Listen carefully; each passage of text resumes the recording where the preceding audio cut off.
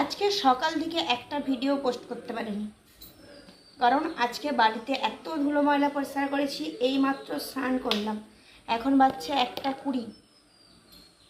এখন স্নান করলাম, দিয়ে এখন এসেছি মাথায় একটু সিঁদুর ঠেকাবো।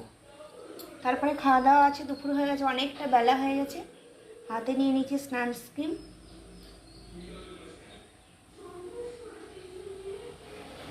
আজকে তো রথ।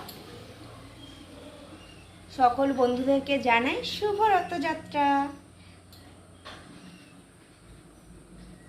আর এখন আবার ছাদে ছুটতে হবে, এক্ষুনি মেঘ ধরেছে প্রচণ্ড।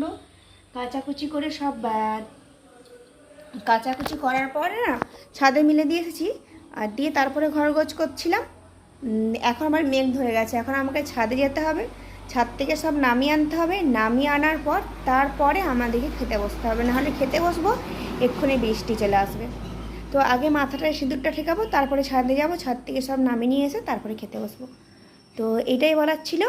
আজকে সকাল থেকে যেহেতু আমি কোনো ভিডিও পোস্ট করতে পারিনি, মানে কাজের চাপে, আর শুভেচ্ছা জানানো হয়নি, শুভেচ্ছা জানিয়ে দিলাম শুভ রথযাত্রা। আজকের এই রথযাত্রার দিনটা সবাই খুব ভালো করে কাটো। সবাই নিশ্চয়ই মেলা টেলা দেখতে যাচ্ছ।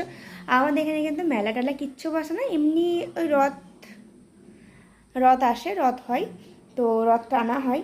তো এই আমাদের রাস্তা দিয়েই যায়, গ্রামের রাস্তা দিয়েই যাবে। তো যদি আমি চাই না দেখতে, একটু দূর দিয়ে যাই, বাবান যায়, ওর বাবার সঙ্গে বাবান যাবে রথযাত্রা মানে রথ দেখতে।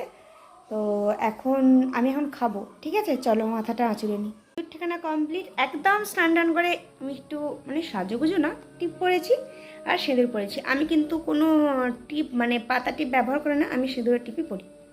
তো এখন যাবো ছাদে, প্রচণ্ড মেঘ ধরেছে, তারপর তোমাদের একবার দেখাই। মেঘে একদম অন্ধকার করে এসেছে, বৃষ্টি হচ্ছে, এখন প্রতিদিনই বৃষ্টি হচ্ছে প্রায়। আর এই দেখো ছাদে এক ছাদ সব কিছু কেচে মেলা আছে।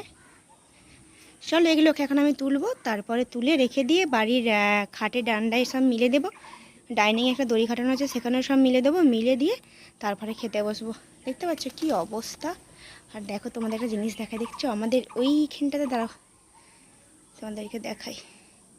এই দেখো, ওইটা একটা পুকুর ছিল, ওই পুকুরে সবুজ ঘাস হয়ে হয়ে, আর এখন তো সব মানে যে যার কলেতেই সমস্ত কিছু জল ব্যবহার করে, ওর জন্য এই পুকুরটাতে সব ঘাস আর পানা ফুলে ভর্তি হয়ে গেছে। দেখো কি সুন্দর লাগছে, দেখো। তো চলো টাটা।